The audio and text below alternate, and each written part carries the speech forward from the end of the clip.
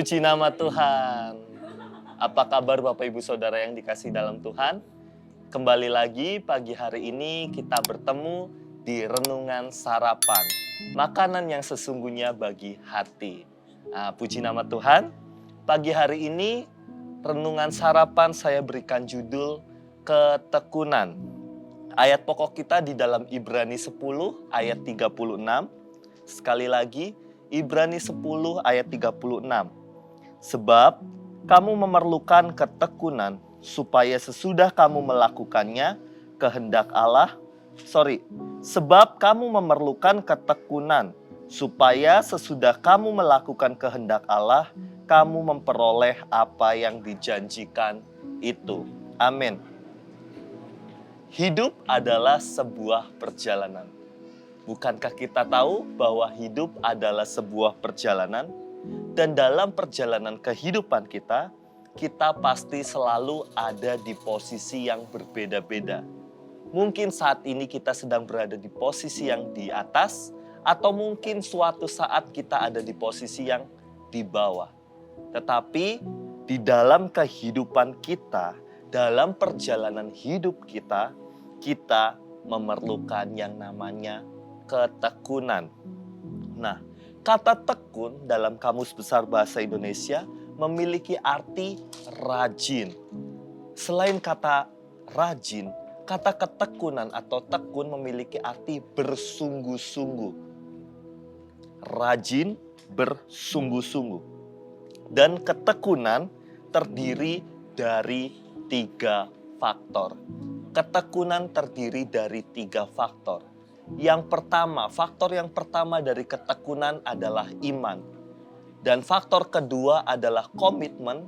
Dan faktor yang ketiga adalah hasil. Iman, komitmen, dan hasil. Pada saat pagi hari ini kita akan membedah secara lebih dalam lagi dari ketiga faktor itu. Yang pertama tentang iman. Iman di dalam Ibrani 11 ayat yang pertama, tentunya kita semua tahu, Ibrani 11 ayat yang pertama, iman adalah dasar dari segala sesuatu yang kita harapkan dan bukti dari segala sesuatu yang tidak kita lihat. Iman seorang Kristen, iman seorang pengikut Kristus adalah Dasar dari segala sesuatu adalah iman. Dasar dari segala sesuatu dalam hidup orang Kristen adalah iman. Dan iman dalam perjanjian lama memiliki 2 arti, yaitu kepercayaan dan yang kedua tentang kesetiaan. Apalagi di dalam akhir zaman ini, kita atau manusia sedang berada di penghujung dari akhir zaman. Kita bukan berbicara tentang akhir zamannya saja, tapi kita sudah di ujung dari akhir zaman. Dan kondisi manusia sekarang di dalam penghujung akhir zaman, dalam Matius 24 ayat 12, Matius 24 ayat 12, dan karena makin bertambahnya kedurhakaan, maka kasih kebanyakan orang akan menjadi dingin. Ini kondisi, ini suasana manusia yang berada di penghujung akhir zaman. Kasih manusia semakin dingin. Mereka menjadi pribadi-pribadi atau orang-orang yang egois, yang lebih mementingkan diri sendiri daripada kasihnya untuk orang lain. Nah, ini yang perlu kita jaga. Kita harus menjaga kasih kita. Kita harus menjaga kasih kita kepada orang lain, kepada sesama kita. Dan di dalam Amsal 20 ayat 6, Amsal 20 ayat 6, banyak orang menyebut dirinya baik hati, tetapi orang yang setia, siapakah menemukannya? Tadi saya sudah singgung bahwa iman dalam perjanjian lama memiliki 2 arti, yaitu tentang kepercayaan dan tentang kesetiaannya. Dan di dalam Amsal 20, tetapi orang yang setia siapa menemukannya. mengerjakannya. Mari kita sebagai orang-orang Kristen, sebagai gereja Tuhan, kita perlu memiliki iman yang kuat. Kita perlu setia kepada Tuhan sampai akhirnya. Sampai nanti Tuhan berkata, "Sabaslah hambaku yang setia." Oke.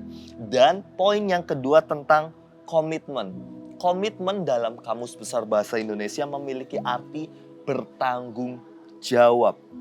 Bertanggung jawab atas apa?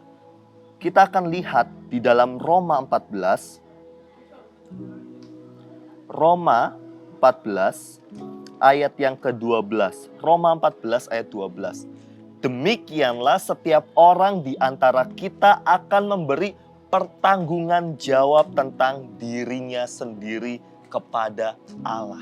Kita harus bertanggung jawab atas diri kita untuk kita menjaga iman kita, kesetiaan kita, kasih kita kepada Tuhan.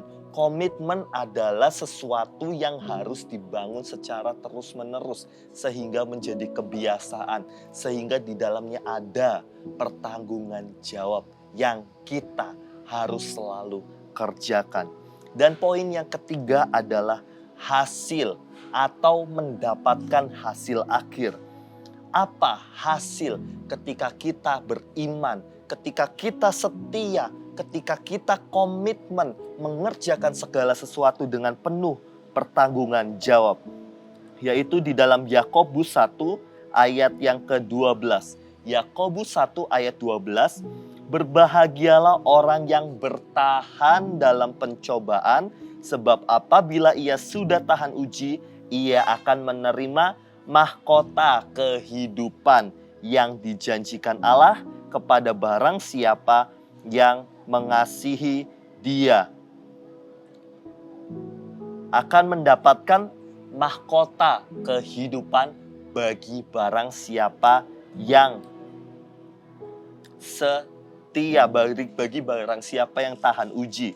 Dan di dalam Ibrani 10 tadi, ayat pokok kita di ayat 37, kamu memperoleh apa yang dijanjikan. Yang dijanjikan Allah, hasilnya adalah mahkota kehidupan. Yaitu kehidupan kekal nanti di dalam kerajaan sorga. Puji Tuhan, yang menjadi kesimpulan kita pada saat pagi hari ini. Dari iman, dari kepercayaan kita, dari kesetiaan kita kepada Tuhan, Tuhan menaruh tujuan.